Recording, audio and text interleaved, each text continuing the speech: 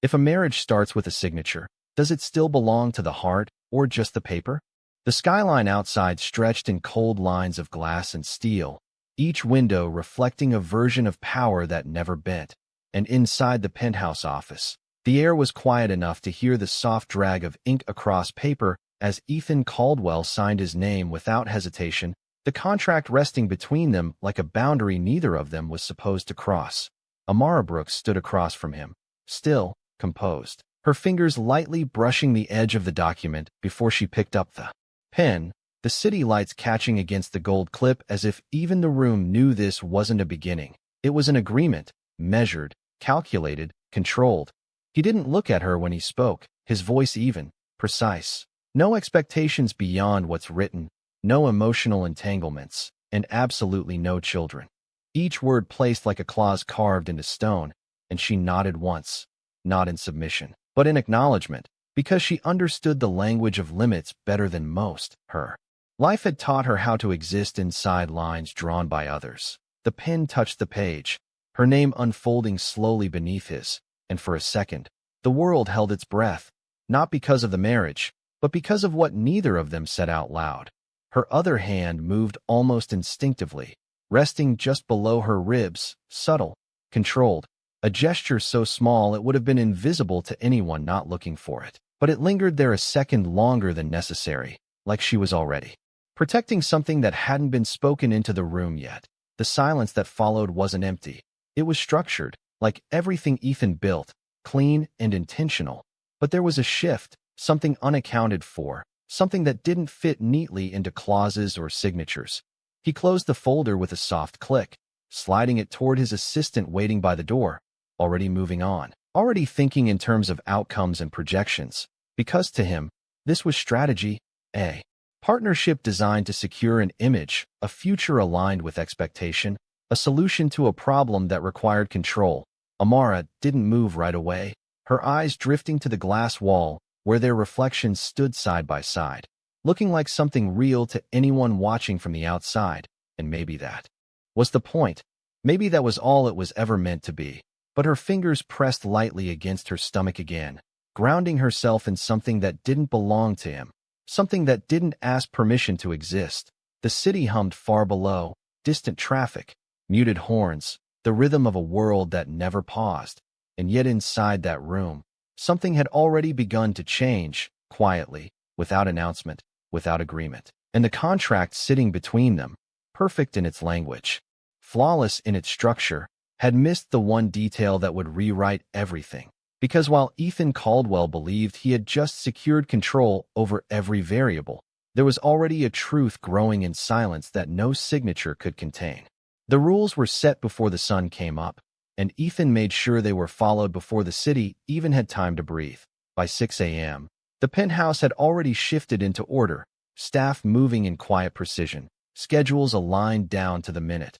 And Amara stood near the floor-to-ceiling window with a cup of untouched tea cooling in her hands, watching the first lights stretch across the buildings like something soft trying to exist in a world that did not allow softness to last. She had been there for 3 days, long enough to learn the rhythm of his life, short enough to still feel like a guest in a place that had her name on paper, but not in reality.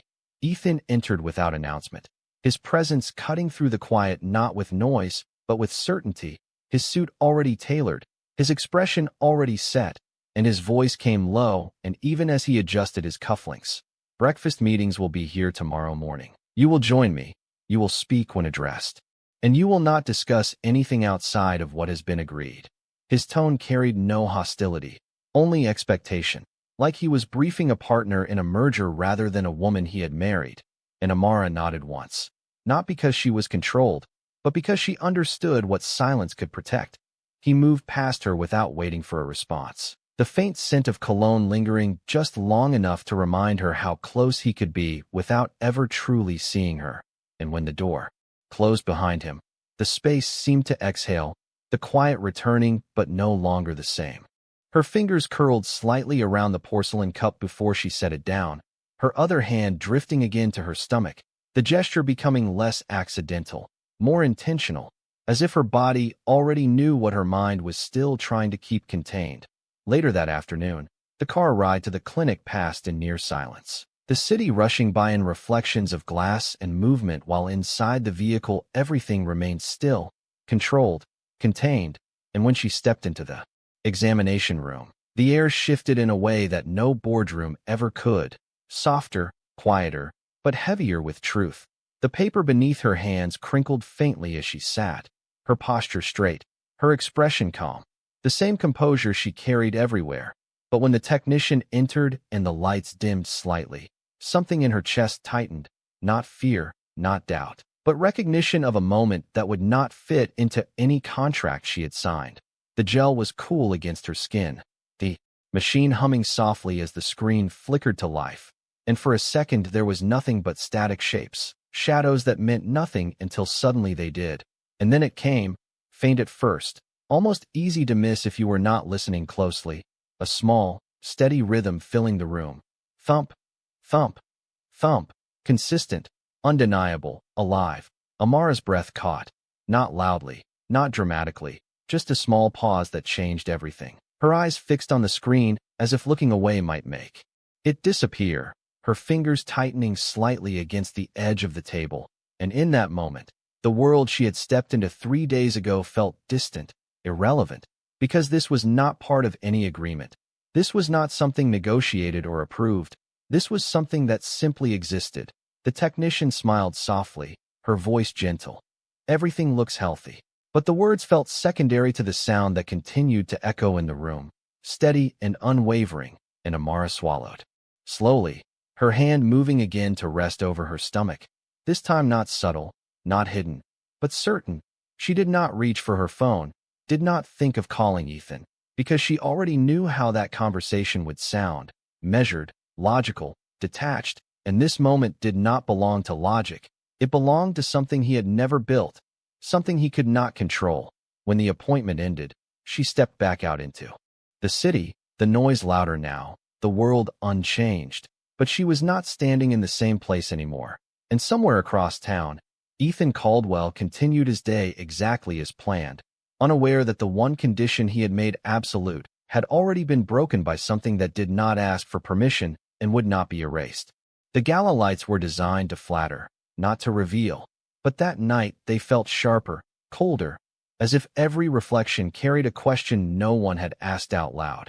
Amara stepped out of the car with measured grace, the fabric of her dress catching the glow of cameras already waiting at the entrance, her posture steady, her expression unreadable, and beside her, Ethan moved with practiced ease, one hand resting lightly at her back just long enough for the cameras to capture what looked like connection, what looked like unity, what looked exactly like the image he had paid for.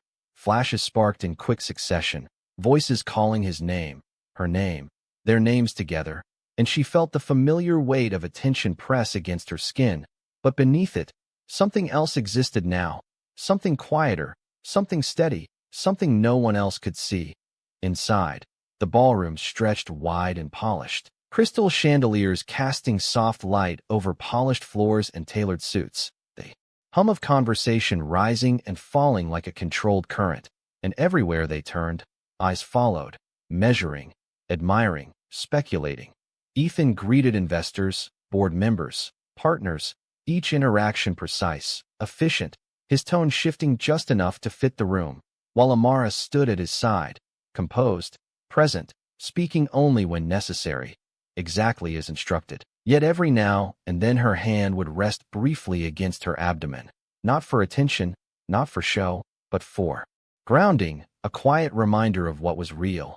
Across the room, a server passed with a tray of champagne, and for a fraction of a second, the scent alone made her pause, her breath catching slightly before she turned away, choosing water instead, the decision small, almost invisible, but it did not go unnoticed. Ethan's gaze flicked toward her, brief, calculating, not questioning yet, but registering. The way he registered everything that did not align with expectation. The evening continued. Speeches, applause, the rhythm of influence moving forward without interruption, until his phone vibrated once against the inside of his jacket, subtle, controlled, but enough. He stepped aside, just a few feet from the crowd, his expression unchanged as he answered, his voice low, Caldwell.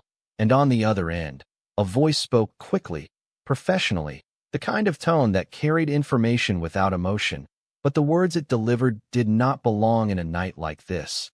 His eyes shifted, not dramatically, just enough to sharpen, the glass of champagne in his hand lowering slightly as silence followed. And then, "Are you certain?" he asked, quieter now, more precise. And when the confirmation came, something in his posture changed, not visible to anyone who did not know what to look for, but unmistakable once seen. He ended the call without another word, turning slowly, his gaze finding her across the room, as if everything else had faded into background noise. Amara felt it before she saw it, the weight of his attention, heavier than before, different, searching in a way that did not fit the structure he had built around their lives. And when their eyes met, the distance between them felt smaller, tighter, charged with something unspoken. He walked toward her, not rushed, not careless, but with intention that cut through the room, conversations dimming slightly as he passed. And when he reached her, his voice was controlled, but lower than usual. "We need to step outside." It was not a request. She did not argue, did not hesitate, simply nodded once and followed, the doors closing behind them with a soft finality that muted the noise of the gala. Into a distant echo, the hallway beyond was quiet, lined with mirrors that reflected them back at themselves, perfect on the surface, unchanged to anyone looking in, but the air between them had shifted completely. Ethan stopped a few steps ahead, turning to face her fully now, his eyes dropping, not to her face, but lower, to the place her hand had unconsciously guarded all evening. And for the first time since the contract had been signed, his voice carried something that was not control, not authority, but disbelief carefully restrained. "How long have you known?" The question landed softly, but it did not leave room for avoidance. Amara held his gaze, steady, unflinching, her hand resting where it had been all night, not hiding anymore, not pretending, and in the silence that followed, the truth stood between them, no longer invisible, no longer negotiable. And for the first time, the man who had defined every boundary realized he was standing in front of something that had never agreed to any of them. The silence between them did not break. It tightened, stretching thin like something that could snap if either of them spoke too quickly, and Ethan's gaze did not move from where her hand rested, steady, unhidden now, as if the truth had already chosen its place and refused to be moved. The distant echo of music from the ballroom filtered faintly through the walls, but it felt irrelevant, like a different world operating on rules that no longer applied here. And when he finally spoke, his voice was lower, controlled, but sharper at the edges. "You should have told me." The words landed without volume, but carried weight, expectation, and something else beneath it, something he had not prepared for. Amara did not step back, did not shift, her posture unchanged, her eyes meeting his without hesitation. It would not have changed what you would say. Her tone was calm, not defensive, not challenging, just certain. And that certainty unsettled him more than any argument could have.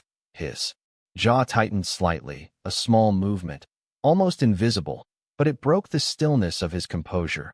"You do not get to decide that," he replied, the structure of control returning to his voice, but it no longer fit as cleanly as it had before, because the situation itself did not follow his design. She tilted her head just slightly, not in defiance, but in clarity. "You already decided before there was anything to tell." And the words did not rise, did not push, they simply settled into the space between them, undeniable. For a moment, neither of them moved, the mirrored walls reflecting two versions of the same scene, polished, composed, but fractured beneath the surface. And Ethan exhaled slowly, turning away just enough to create distance, his hand running once along the edge of the console table, as if grounding himself in something solid, something predictable. This was not part of the agreement. He said again, quieter now, less like a command and more like a fact he was trying to hold on to. And Amara's gaze did not follow him. It remained forward, steady. "No," she answered. It was not. And the simplicity of her response stripped the situation of anything he could negotiate, anything he could reframe. He turned back to her, his eyes sharper now, searching for something he could use, something he could control. Then we correct it. The sentence came clean, direct, the language of solutions, of outcomes, of problems that could be managed and resolved. But the moment it left his mouth, it did not land the way his words usually did, because this was not a boardroom, and she was not a variable he could adjust. Amara's hand pressed slightly firmer against her stomach, not dramatic, not protective in a way that asked for sympathy, but rooted, grounded, and her voice remained level. There is nothing to correct, and for the first time, his control met something that did not bend. The air shifted again, heavier now, the weight of two truths standing side by side, his built on order, hers on something that existed beyond it, and Ethan's eyes narrowed slightly, not in anger, but in calculation that no longer had a clear direction. "You signed the contract," he said, as if reminding her, as if reminding himself, and she nodded once. "I did." A pause followed, small but deliberate. But this, her fingers moved slightly, resting fully now, did not sign anything. And the words did not challenge him. They simply existed, unmovable.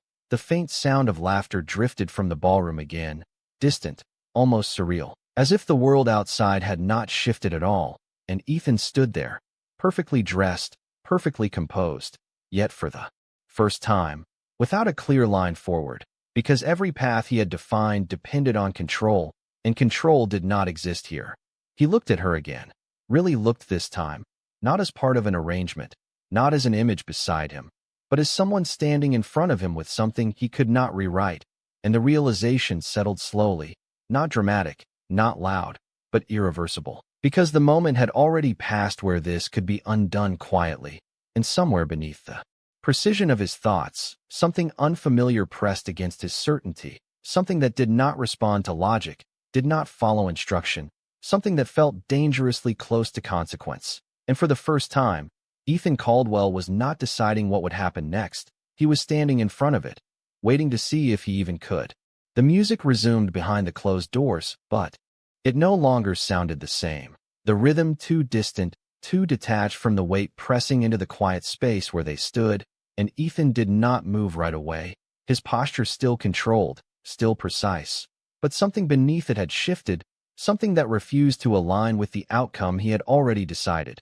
His hand dropped slowly from the edge of the table, his gaze returning to her, sharper now, more focused, as if recalculating a situation that no longer followed predictable terms. "You are asking me to accept something that directly violates the agreement we both signed."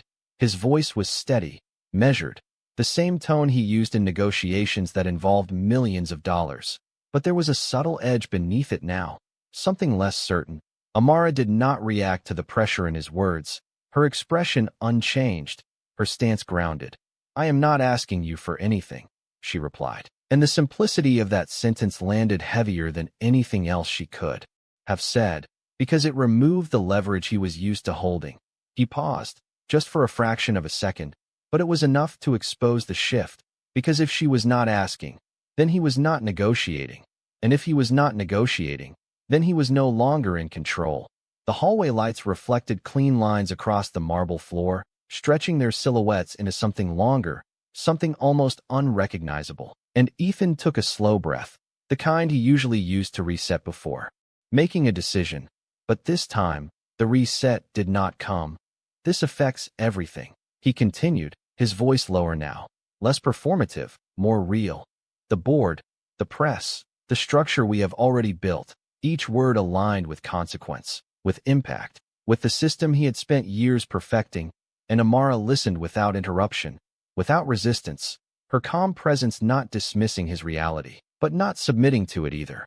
"Then you will handle those things," she said, quietly, and there was no challenge in her tone, only clarity, because those had always been his responsibilities, his world, his domain, and she had never stepped into it expecting anything else. The response unsettled him more than defiance would have, because she was not trying to fight him.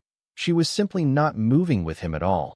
His eyes narrowed slightly, not in anger, but in a search for something he could still anchor himself to. "And what about this?" he asked, his gaze dropping again to where her hand rested. "What do you expect me to do about that?" The question was not rhetorical, not entirely, because for the first time, He did not already have the answer.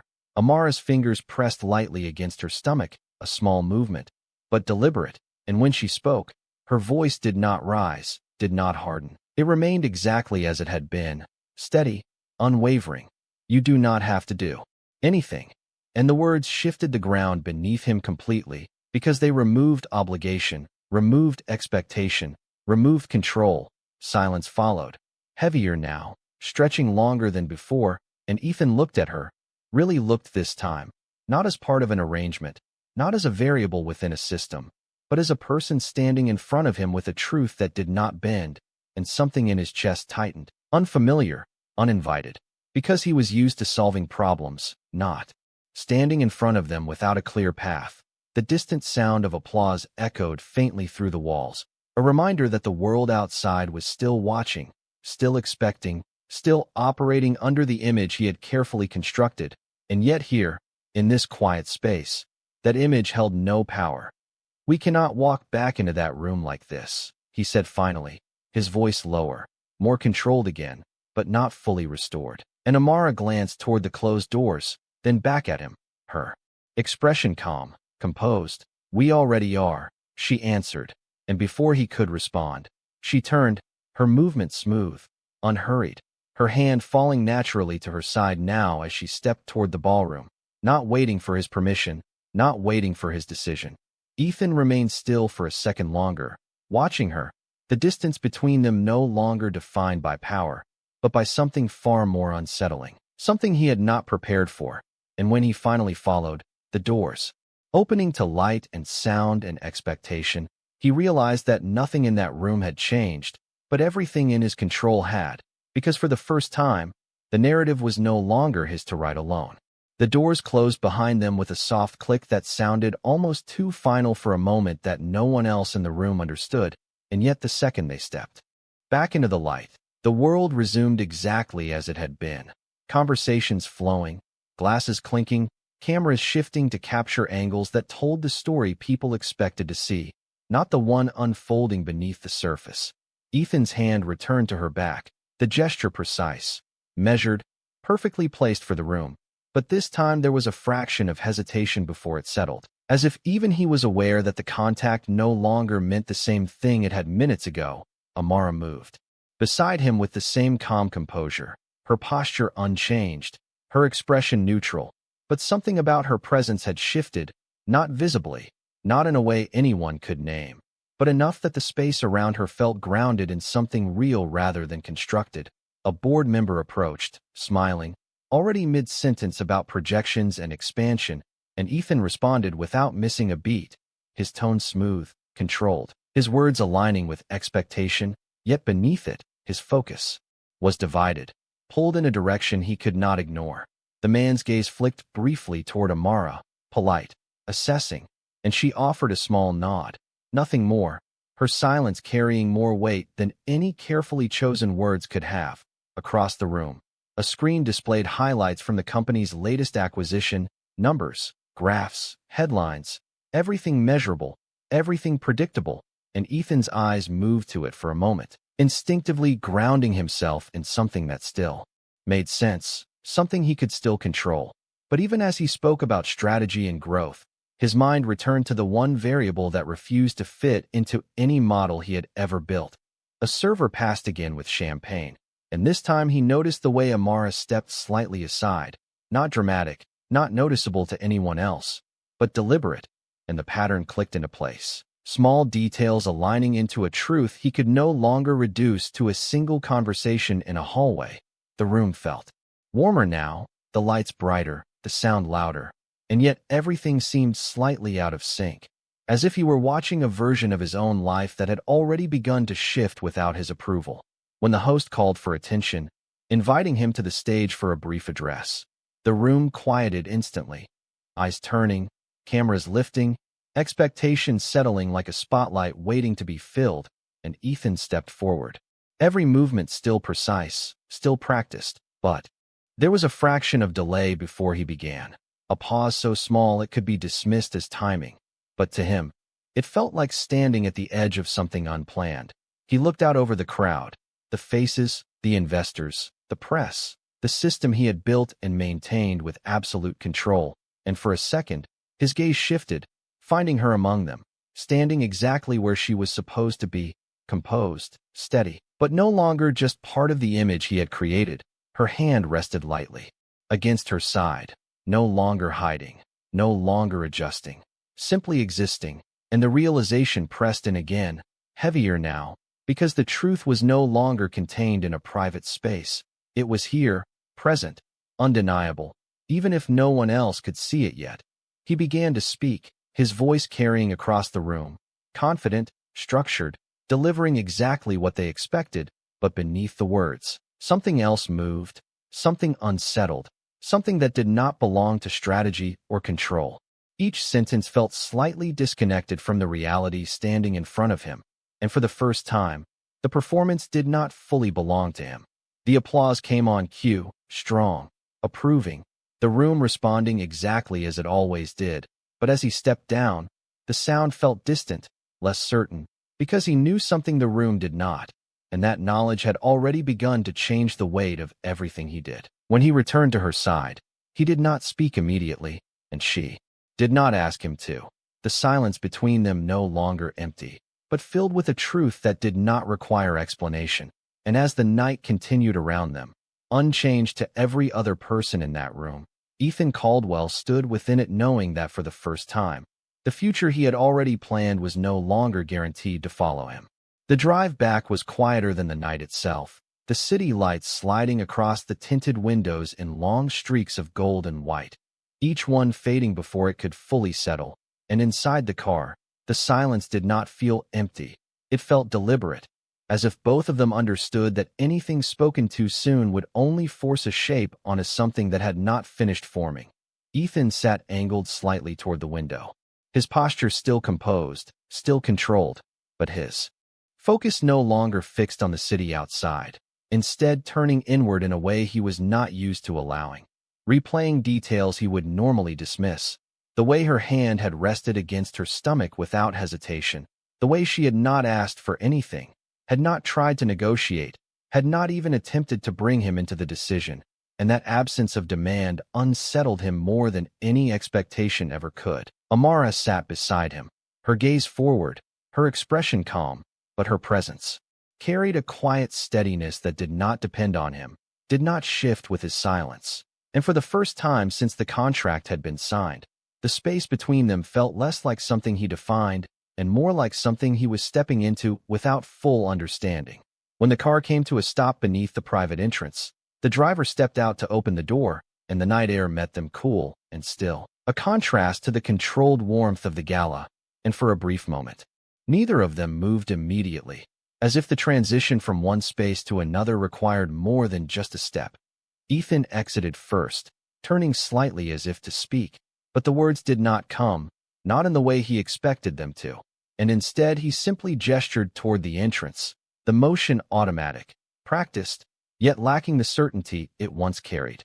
Inside, the penthouse was exactly as they had left it, lights low, surfaces clean, everything in its place, unchanged by what had unfolded beyond its walls, and that sameness felt almost foreign now, as if the environment itself had not caught up to the shift that had already taken place.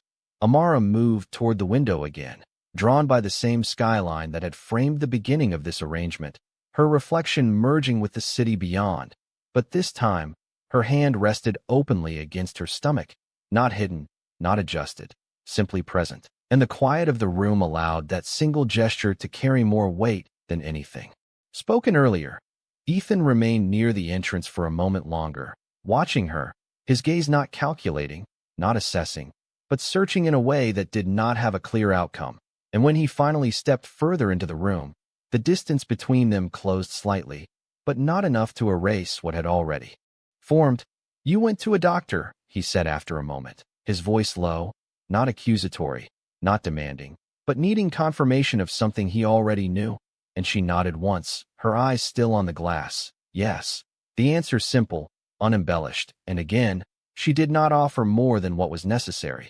He took another step, slower this time, his attention drawn not just to her words, but to what she was not saying, to the absence of any attempt to pull him closer to the situation.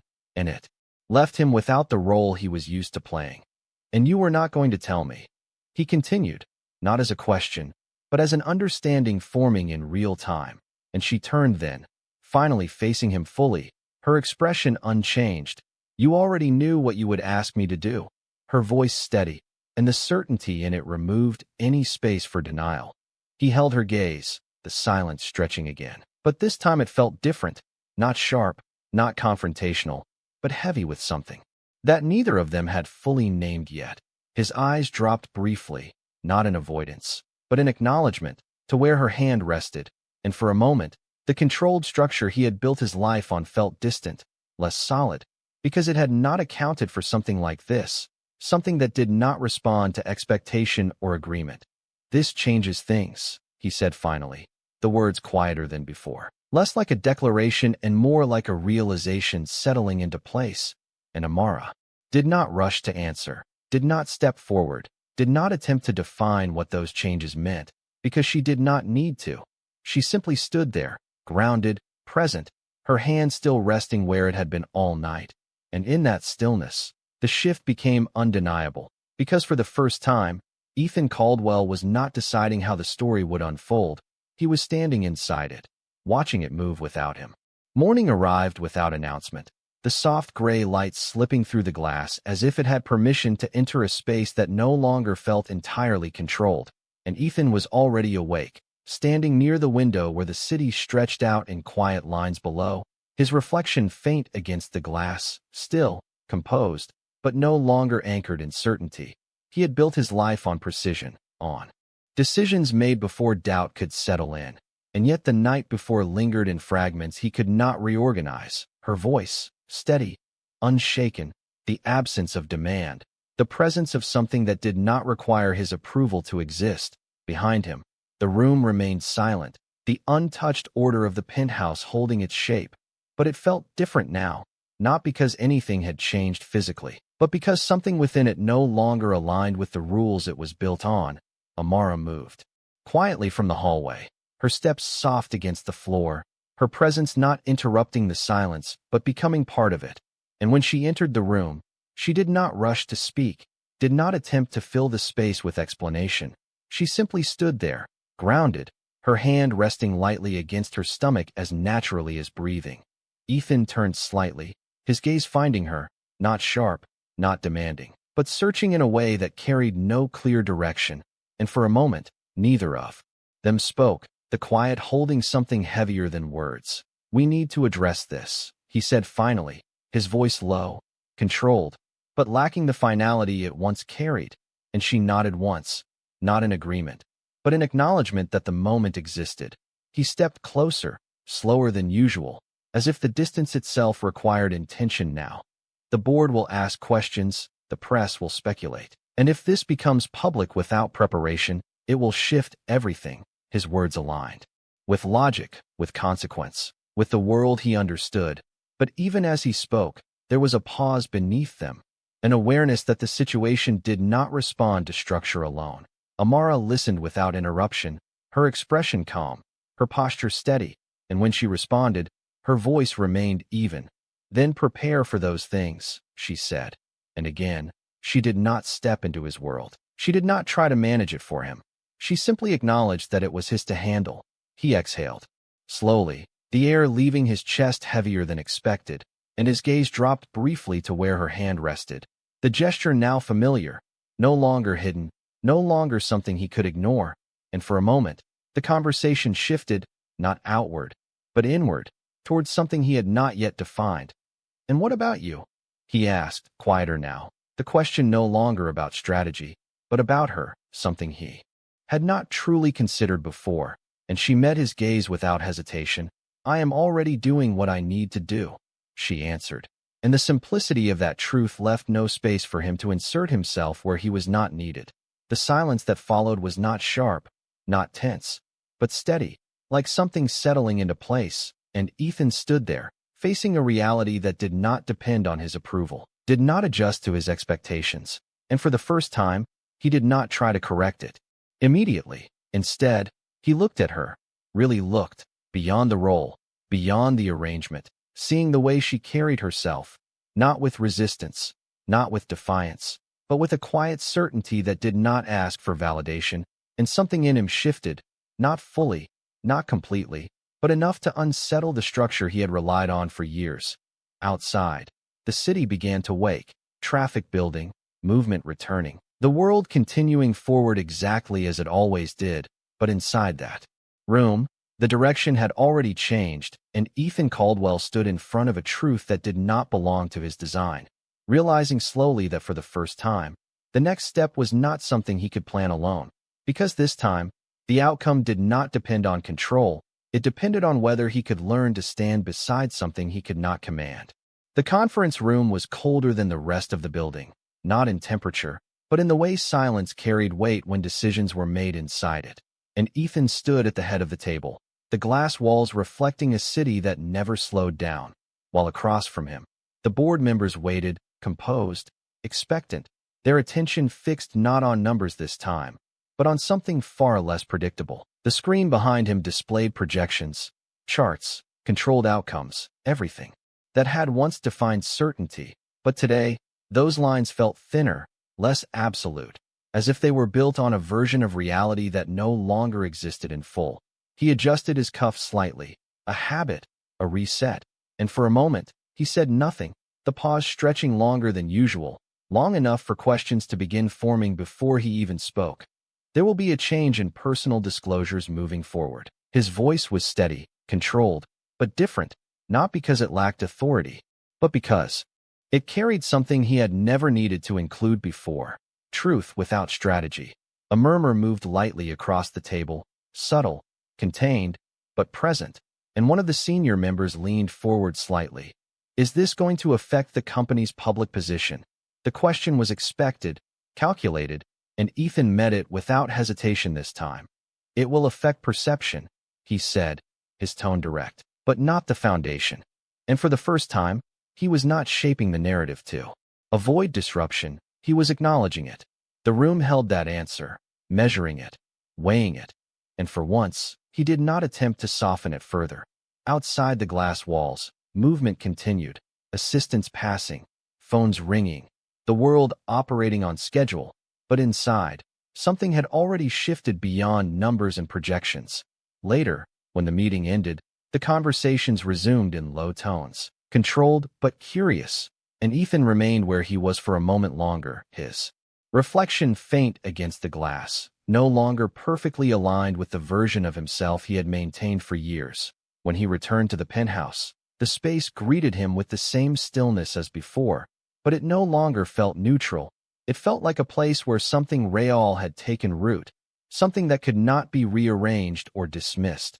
Amara stood near the window again, the skyline stretching endlessly beyond her, her posture steady, her presence unchanged, and when he stepped into the room, she turned slightly, her gaze meeting his without expectation, without question. He walked toward her slowly, not out of hesitation, but out of intention, and when he stopped a few feet away, the distance between them felt different now, no longer defined by contract or condition, but by something still forming. He did not begin with a demand, did not return to the language of correction. Instead, he reached into his jacket, pulling out a folder, the same one that had defined everything at the beginning, and placed it on the table between them. The sound was soft, but final in a different way than before. "This does not define what happens next," he said, his voice lower, steadier, not stripped of control, but no longer driven by it alone. And Amara's eyes moved briefly to the folder, then back to him, her expression unchanged, but her silence acknowledging the shift. He held her gaze, not searching now, not calculating, but choosing, something he had not done without certainty in a long time. "I do not know what this becomes," he continued, the admission quiet, but real, "but I know it is not something I can manage like everything else." And the honesty in that statement did not weaken him. It grounded him in a way strategy never had. Amara did not step closer, did not reach for the folder. She simply stood there, her hand resting lightly against her stomach, steady, present, and for the first time, that gesture was not something he observed from a distance. It was something he accepted as part of the space between them. The city lights flickered on outside, one by one, the skyline shifting from day to night, and inside that room, the silence settled again, but it was no longer empty. It was filled with something unspoken yet undeniable, something that did not belong to a contract, did not require agreement, something that simply existed. Ethan Caldwell stood there, no longer trying to control what came next, but choosing to remain where he was, beside something he could not rewrite. And for the first time, that choice felt less like a risk and more like the beginning of something he had never allowed himself to understand.